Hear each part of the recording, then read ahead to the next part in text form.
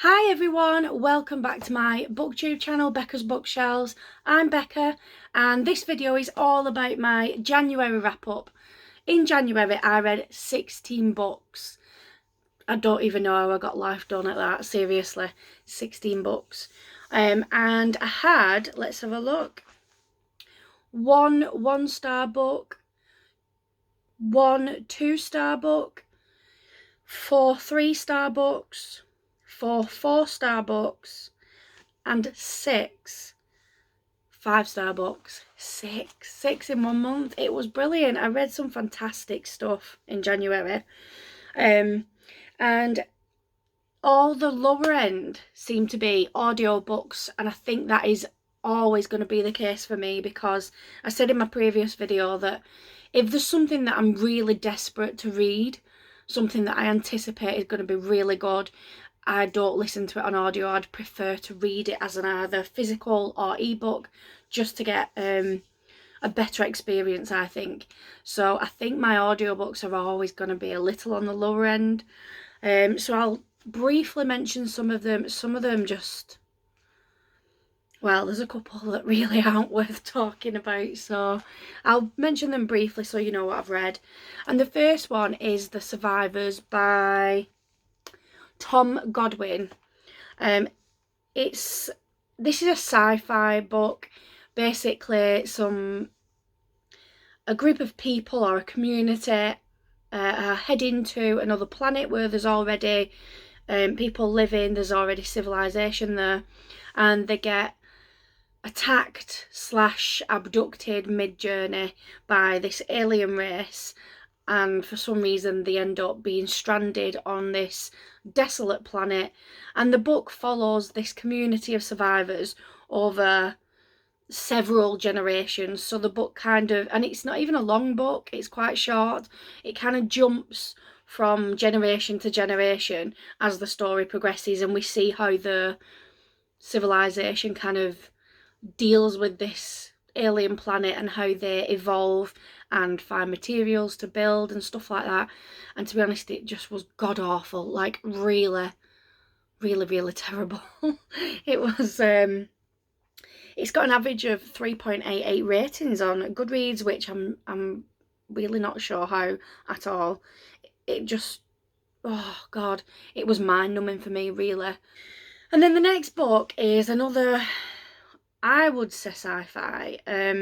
It was called The Obsoletes by Simeon Mills, and basically follows twin brothers who are robots, and they live in America where robots aren't accepted. People actively try to find robots and kill them, and it's kind of some kind of accepted sport kind of thing. But then there's parts of the world where robots are like Olympic athletes, they are really successful, they're really accepted. So it's basically following these two twin brothers and the kind of navigation of high school and trying not to get discovered as being robots, and trying to deal with relationships, and one of them gets accepted onto a sports team and things like that, and nothing happened. Literally, that was it. Like, nothing really happened in the book. I kept waiting for something to happen and nothing really did. It was just a narrative of them in high school. I rated that 2 stars because, yeah, just wasn't for me at all. And then the next audiobook that I listened to was Stronger, Faster and More Beautiful by Arwen Ellis Dayton. This is an anthology of 6 short stories, and they gradually become more and more further set into the future. And it's all about how humanity is using technology to benefit themselves, as in plastic surgery, or to make themselves more beautiful, to make themselves more successful. And it's kind of like like a horror warning type thing, as in, you know, if we continue to develop technology and try to improve ourselves, that things can go wrong. So it does say if you're a fan of Black Mirror and Westworld, then this is the book for you. And it was a little bit, I mean, it was alright. There wasn't anything particularly bad about it, but there wasn't anything particularly interesting. I kind of liked a couple of the stories, but then didn't like the others. And it was just things like, you know, how far will we go as humanity to have the perfect child? Or, you know, there's people being stripped of genes and having them harvested to make perfect babies and things like that. And people being part cyborg, part, you know, computer. I think it just wasn't for me at all. The next ebook that I listened to this month is called Anthem by, I can't pronounce this, sorry, Ayn Rand, not sure on that one. It was originally published in 1938 and it was written in the future. And it's quite a dystopian view of the future. Basically, individuals have got no value whatsoever, and, you know, civilizations live in groups according to the worth or the perceived value to community. So there's like a group of lower class, like the lowest of the low people. They all live together. They don't have much. You know, they kind of live in squalor, basically, and they are the cleaners of community. And then obviously there's other sects or groups of the community that will live as royalty. And then it's about this one boy trying to break free of all this restrictiveness, he just wants to love a girl that he's met, but she's in a different group, so he's really not supposed to interact with her. And then he also discovers electricity, but they're trying to punish him for having this free thought, and so he's trying to escape. And basically it's the usual kind of fight to break out of the mould kind of thing. He's seen as a troublemaker and really he's just trying to make things better for everyone. So I did rate this as 3 stars. It was, I think, to be honest, it would have been 3.5 stars if I did halves, because I did enjoy it. It just wasn't amazing. But I do find that with quite older sci-fi books anyway, that they're not quite what I'm expecting, or that, I don't know, like, because back then what they're writing is so incredible and can't be imagined, but when it comes to now, all these years in the future, and it just doesn't hit as hard, that kind of thing. So I don't feel like I don't know, it has much of an impact on me. And then I also listened to a book called A Year in the Wild by, I think it's James Hendry. Yeah, it is, by James Hendry. I gave this one 3 stars. I was hoping it'd be more. It sounded like the kind of book that I'd quite like. These 2 brothers are in South Africa, and they live quite a privileged lifestyle, so their parents decide that to teach them to grow up and be more responsible, they are both sent to work on a nature reserve or a safari reserve for a year. One brother is quite sensible, quite reserved, quite well behaved, and the other brother is he's hilarious, actually. I mean, he's quite sarcastic, he's dry, he's just not impressed at being on a safari nature reserve. And it's written, the whole book is written as in the format of emails from the brothers to the sister, and then emails from the sister to the brothers. And So we might get at times one brother saying his side of the story or his views of something that's happened to his sister, and then he obviously doesn't know what's being said by the other brother, and they're saying their side of what's happened. And there are some laugh out loud moments in it, but overall it was just average for me. One of them becomes like a manager of the resort, and the other one is training to be a safari guide. So it does get quite funny and quite interesting in parts, but then other parts are a little monotonous, I think is the word. So 3 stars from me. The lowest rated book that I actually physically read as an ebook was an ARC that was sent to me. It's called Civil Terror Waterborne by J. Luke Benecke. Now, when I did my January TBR video, I did say I wasn't sure how this one was going to go. It sounded like it could either have been an action book or a medical thriller. And what I hadn't realised at the time when I was sent the book is that it's actually part of a series, and this is book 2. And it's not linked as a series on Goodreads, so when I had checked that, it didn't show that it was a series and I needed to have read the first book. So it did feel very much like I was jumping in the middle of a story. I mean, the characters all had history and things had happened in the previous book that they were referencing to that just completely went over my head because, you know, I've not read it. And as for whether it would be a medical thriller or an action book, well, let's just say the book is the book version of an Arnie classic action film.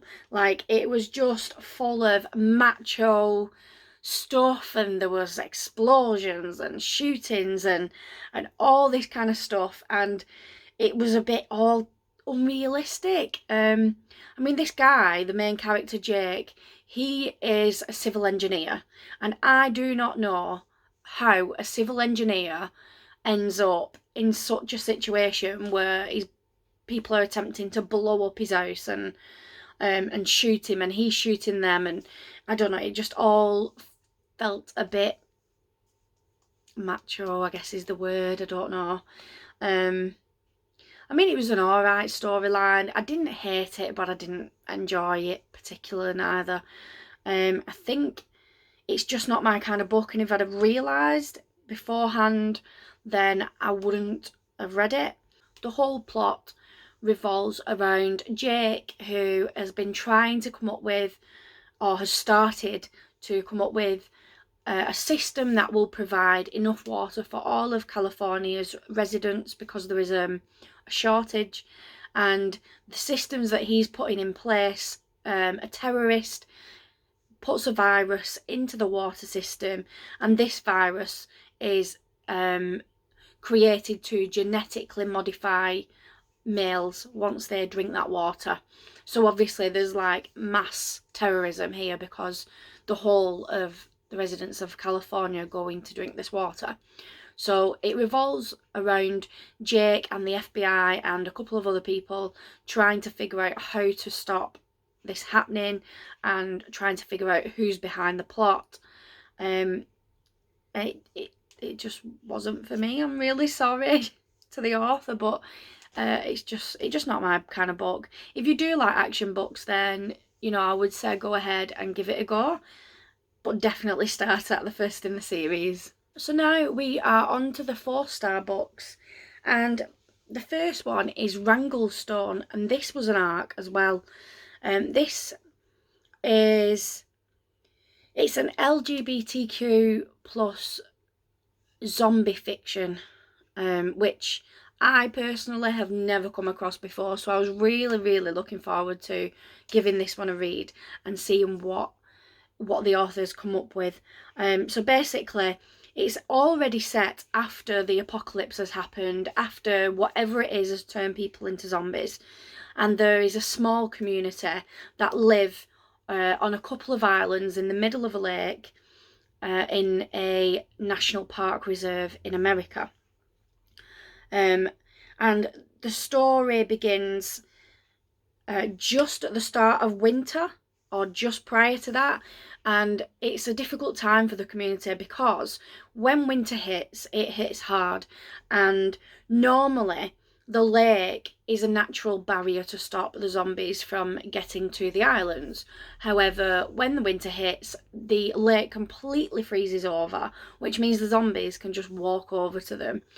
So there's that for them to deal with, as well as they do have to go to mainland to try and get some, resources to pick up any meat that they've caught in traps, things like that. So then, obviously, as expected, a couple of people get bitten and they're dealing with that.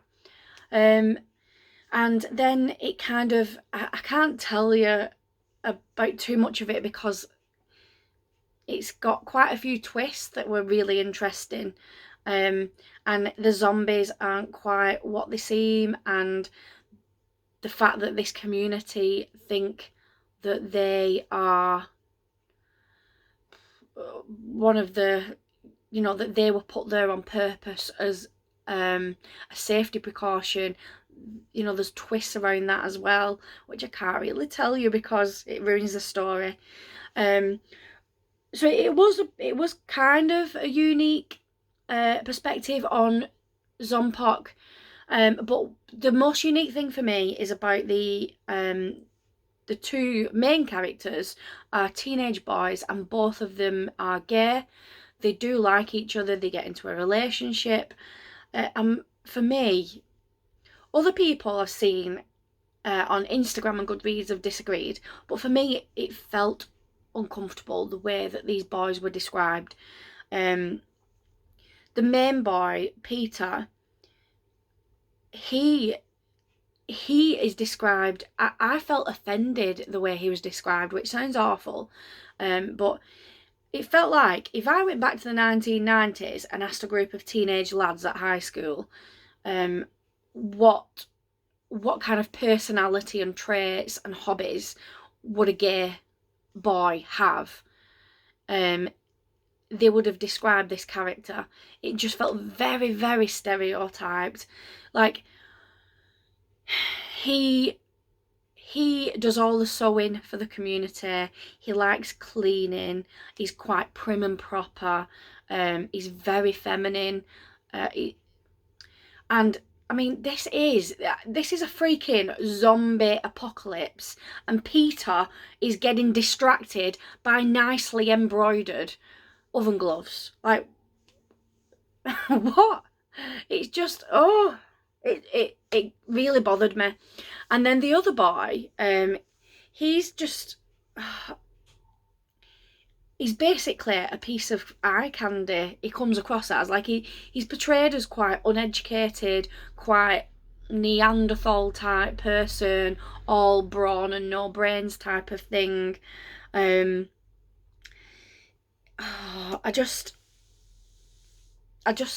It felt uncomfortable, and it did kind of ruin the story for me a little bit. And actually, the story was more about these boys and their relationship and how they navigate this new world rather than the zombies. So it was very character driven. And if that's the kind of thing you like, you may like this. Like I said, I've seen other people that loved it, thought it was really well written, the characters were fantastic, but for me it just didn't feel quite right. It just overshadowed the whole book for me, which is a shame. So I did just give it 4 stars. I felt if those characters would have been a little better written, then it would have definitely been a 5-star book for me. And this month I also read The North Korea Journal by Michael Palin. This is a non-fiction book. It's basically the day-to-day diary of Michael Palin that he wrote whilst he was overseas in North Korea, filming a documentary for the BBC. I was anticipating this was going to be a 5-star read. I've loved his previous books. I am a traveller myself, so I do really enjoy that type of insight into other cultures, and I just thought, well, North Korea, I know literally like minuscule bits about it, because it's just one of those countries that we all kind of know roughly where it is and about the leader, but we don't really know what goes on in the country. So I was really hoping for some interesting insights into North Korea.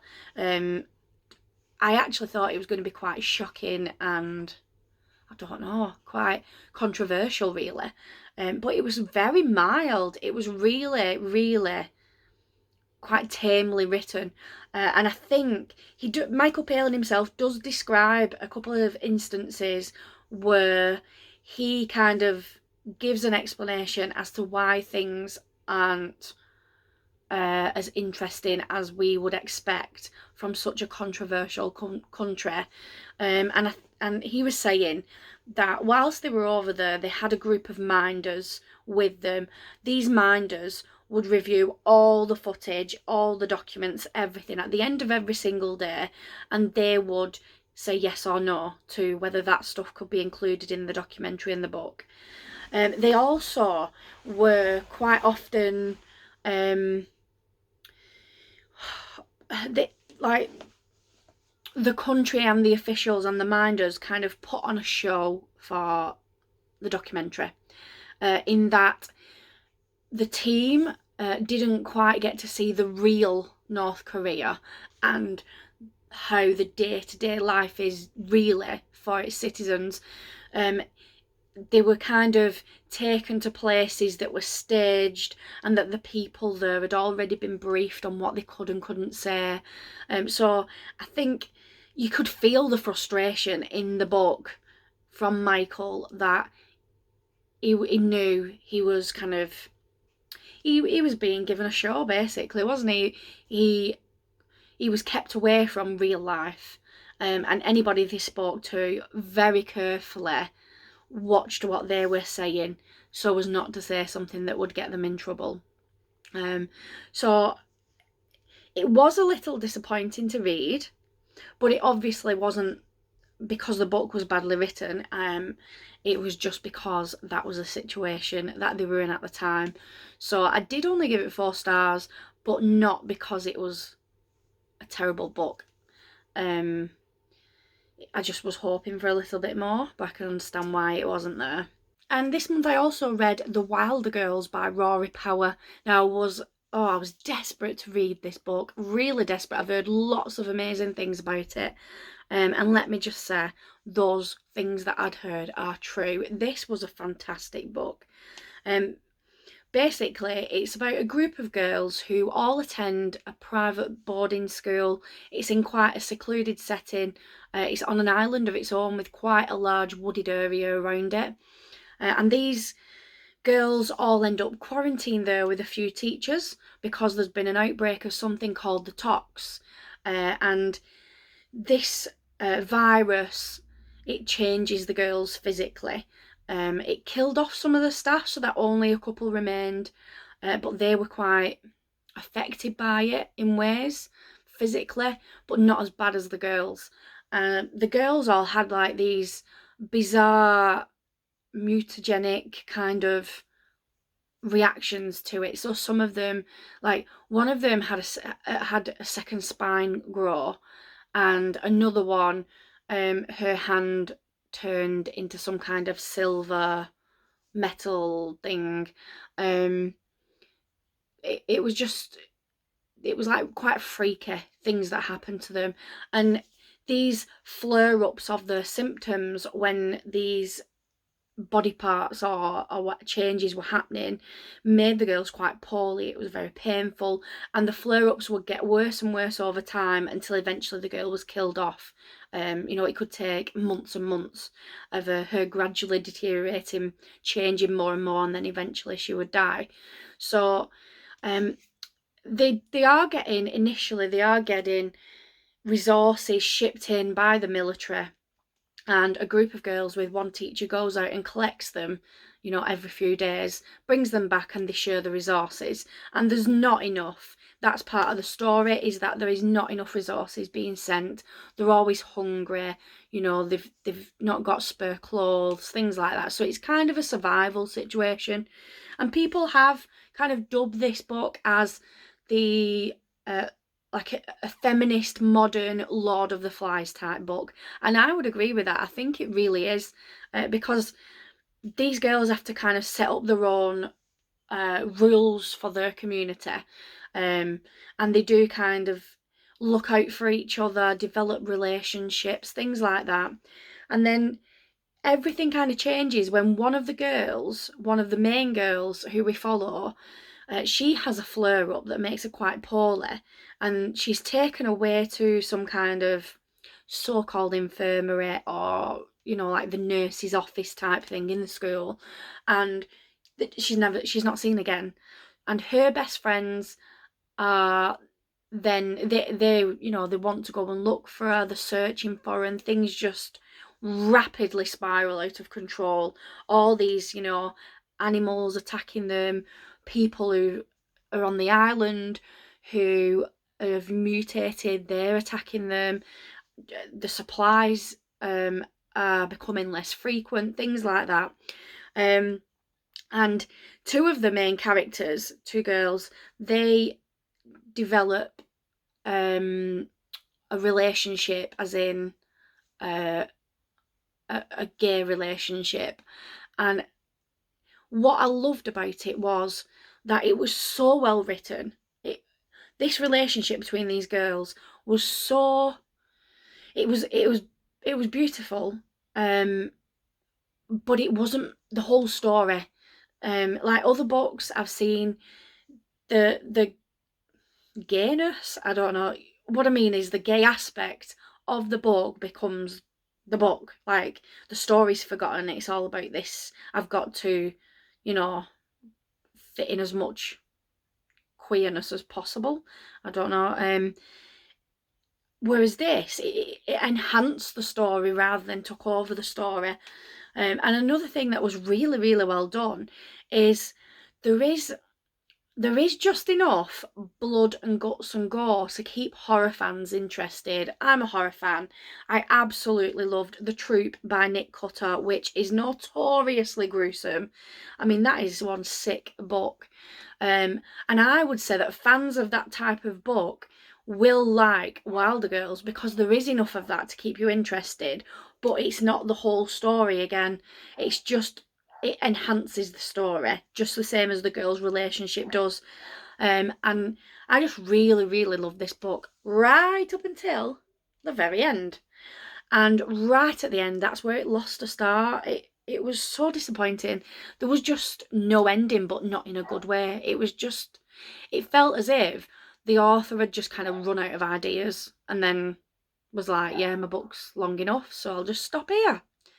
It could easily have been a bit longer, this book, which isn't something you'd normally say, really. You wouldn't say add more pages usually. It just needed an ending, and it would have been 5-star all the way. It's just that one little bit got me at the end, and I was really disappointed with the ending. And this month I also read Hollow Kingdom by Kira Jane Buxton. This was the one that I mentioned last month in my TBR, that was a zombie apocalypse written from the view of a domesticated crow called Shit Turd. I mean, but it's, the whole book is written from animals and birds' perspectives. They are all the characters. And it's incredible. There's some hilarious moments. You get all these kind of different characters in the animals. So there's like a cat that's really sarcastic, really dry, thinks he rules the world. He's just incredible. Then you've got like all the birds that have got this hive mind type thing, and then you've got an octopus that controls the animals in the ocean, and it's just incredible. I honestly don't know how authors come up with ideas like this, because it is so interesting. And the story follows Shit Turd as he is trying to figure out some kind of cure for humanity, to save humanity from this zombie outbreak. and the story does focus more on his journey, his kind of interactions with other animals, his him trying to find out information as opposed to zombies. So if you don't like to read about zombies, or you don't like any blood, guts and gore, I think this is quite good. From memory, there's possibly only a couple of, I think there's only a few mentions of zombies attacking people. It's more about the animals and their relationships. It's really character driven. We've fall in love with these characters and their different perspectives and personalities, and it was just brilliant. I did only give it 4 stars though. I'm talking about how amazing it is, and it just didn't quite get there for me. And I think it again was because it was more about the characters as opposed to what was happening. I think I had expectations of it being a little more zombie-ish than it was, so it just didn't quite hit the mark for me, but it is a brilliant book and I would recommend it to anybody. And I listened to 3 audiobooks this month that were all 5 stars. They were really, really good. Quite different books as well. The first one is called The First Man In by Ant Middleton. This is a guy who is ex-Special Forces in the UK. He's become quite well known. He's quite a household name because he is on the TV series SAS Who Dares Wins. He's done a couple of other series as well, but for the life of me I can't think what they're called. They're all survival type things. And this book was kind of part biography, part motivational, part educational. I'm not sure. It was kind of like he talks about his experiences either growing up as a child or when he was a teenager getting into trouble, and when he joined the armed forces, and he talks about different situations, and he uses his experiences as a lesson to say, you know, things like, if I hadn't have known deep down the kind of person I am, then I might have been dragged into this kind of bad situation, or, you know, if I'd have had this type of leadership, it might have helped me in this situation. So there is kind of like a lesson to each part of the book, but it's also telling you about his experiences growing up. So it was actually really, really interesting. I mean, I love this guy anyway. Like, he is my celebrity crush big time. And then just to hear him narrating his own audiobook, oh, I don't think I've ever lusted over an audiobook in my life. Seriously, this guy, oh. Anyway, whew. So it's if you like that kind of book, like this motivational, macho kind of thing, or if you like learning about special forces, because he does talk about different things, different missions and stuff that he did in the army, then you will like this one. And I did rate it 5 stars. It was really, really well written and really well narrated as well. And then the next one I listened to was The Fall and Rise of 9/11 by Mitchell Zuckoff. And this obviously is about 9/11. But what it does is that makes it stand out from other books that focus on this incident is it focuses more on the people than the incident. So rather than focusing on the planes and the crash and the aftermath, it focuses on the people involved. So we get a lot of backstory of the type of person the air hostess is, looks at different passengers on the plane and talks about their kind of life, their personality, their experiences, the hopes, the dreams, all that. And then also other people who are involved, such as relatives and ground crew and, you know, the fire service and things like that. And it was heartbreaking. It really was. It was, I think reading more about the facts of what's happened and the logistics of what happened is much, much easier than hearing about children and families that God, I'm filling up. It's hard. It really was incredible. And it just it hits you more when you hear about these people. They become real people rather than just a victim, you know, a name on a piece of paper. There's mothers that had hopes and dreams for the children, and it's yeah. I'm gonna have to stop right there, but so it's written really, really well, and I would recommend it to anybody that is interested in knowing more about 9/11. I learned things that I didn't know, such as like about the fourth plane that I didn't even know it existed, to be honest. So it was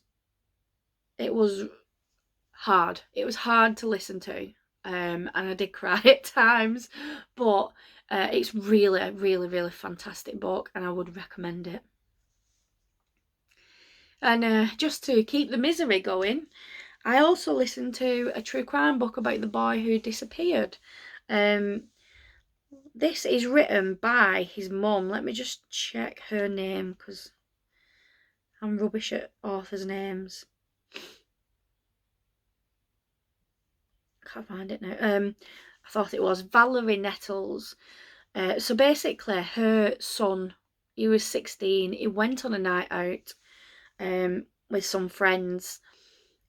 He looked a bit older than he was, so he was able to get into some clubs and pubs at times, and he then never came home, and he's never been seen again. And this happened in 1996, and nobody knows where he is still to this day, or what happened to him. And the book it kind of follows the initial kind of police investigation, and then it kind of dies off, and she has to get the case reopened years later, and then it dies off again, and then she fights to get it reopened again. And there's things coming to light where the police haven't done their job properly. They failed. They failed this family on so many levels. It's incredible the amount of things that the police got wrong that could have made a massive difference. You know, I mean, even the basics, like when she made the report that her 16-year-old son was missing, the person who she spoke to at the police station actually documented him as a 19-year-old man for some reason. So then the police kind of were thinking, well, he's a grown adult. He can do what he wants. We don't have to look for him. And actually, he was a child.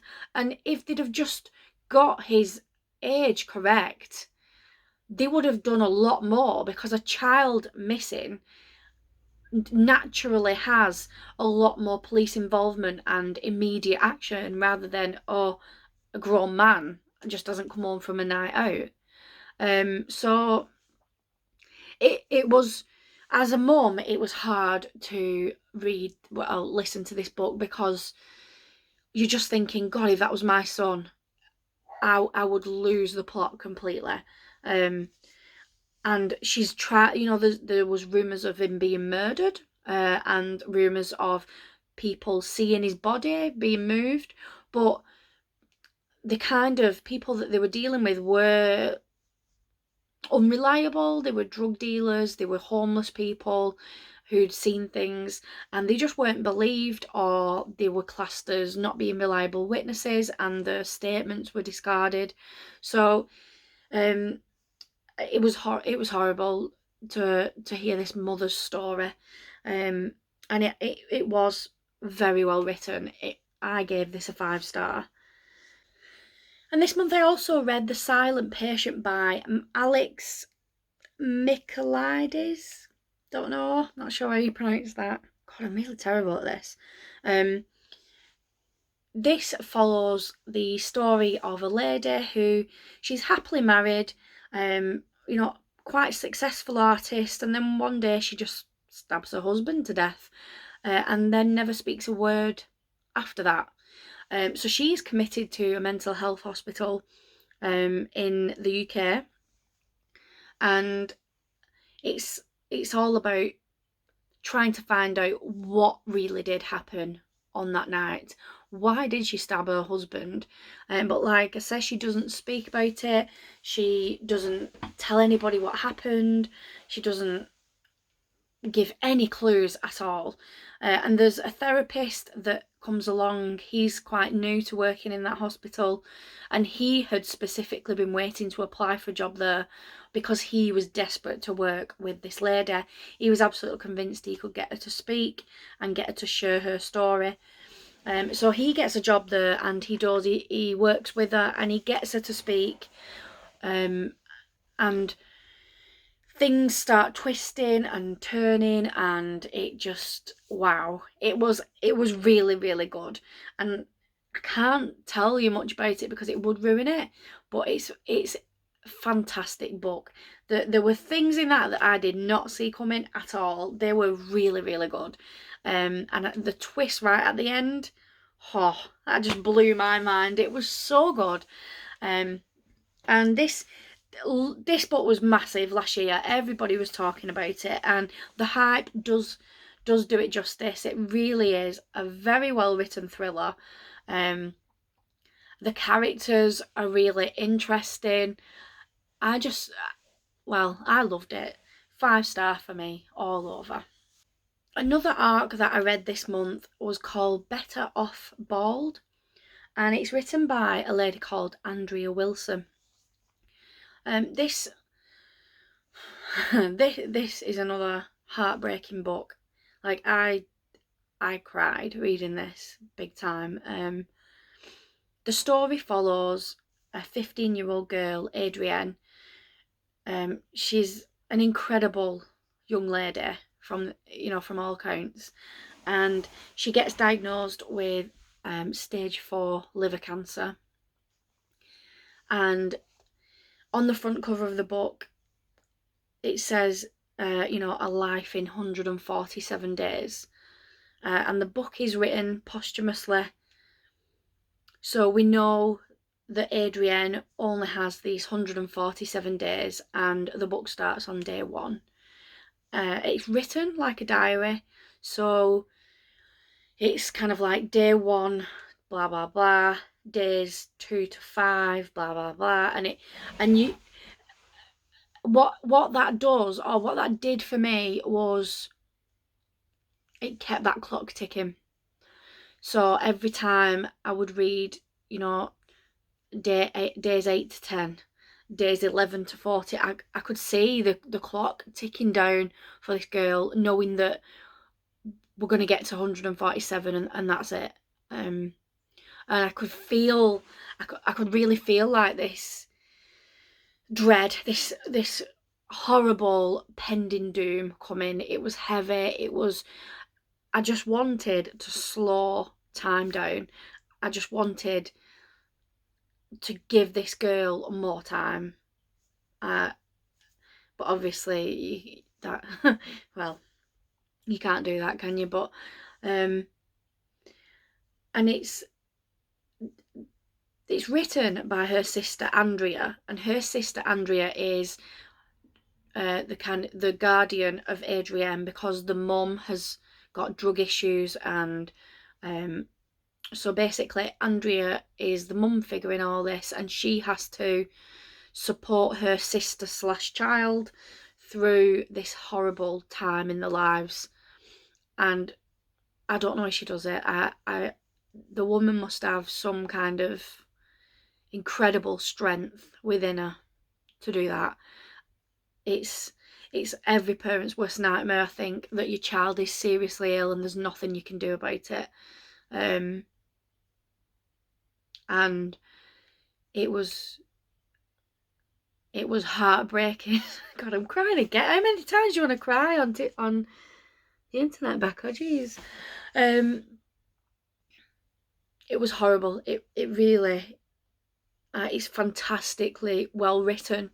For me, it was a book that I couldn't binge read this. I had to take my time with it. It took me about 9 days to read this book, and normally it would have taken 2. But I kept putting it off. Like, I wanted to read it, but I didn't want to read more and get nearer the end. I didn't want the end to come, but you know, it does, obviously. And I what they went through, it's insane, you know. And obviously there's families going through that every day, and it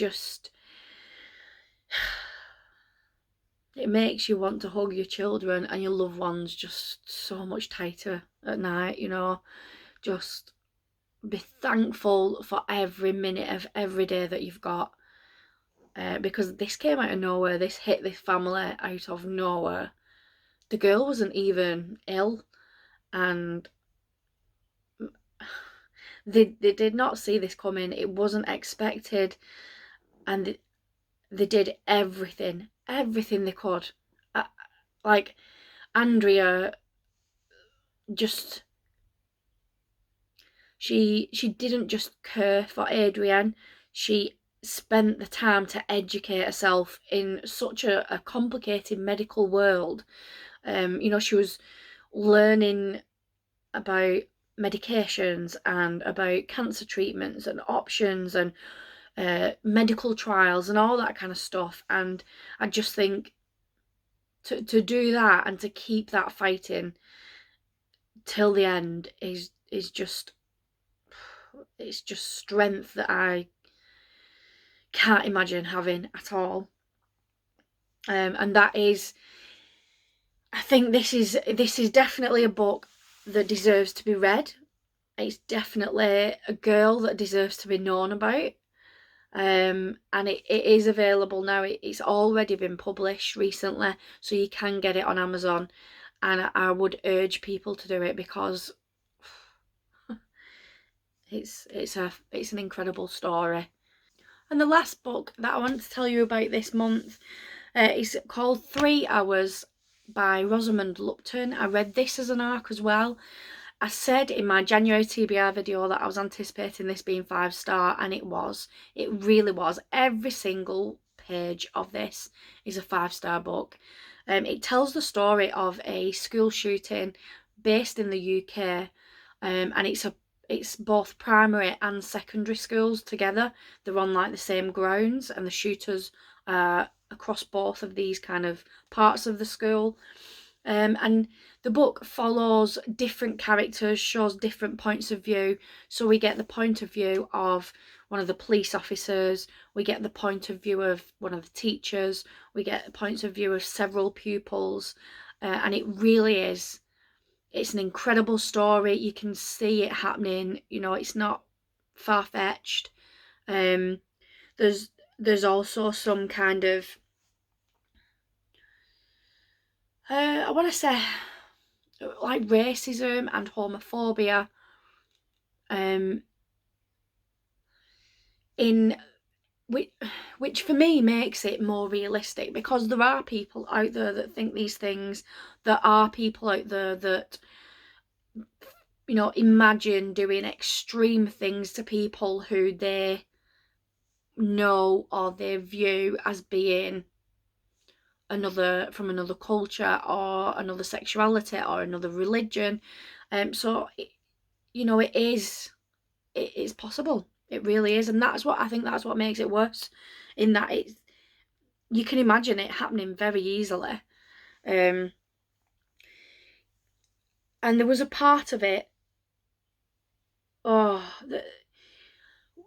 know, one of the policemen, he kind of takes action quite selflessly, and he puts his own life at risk, and you can just, I felt physically sick for him. I honestly did. I just thought, oh my God, you know, how incredible is this? And then there's twists coming, and I really did not see the end coming at all. Like, it was just brilliant. I can't explain it.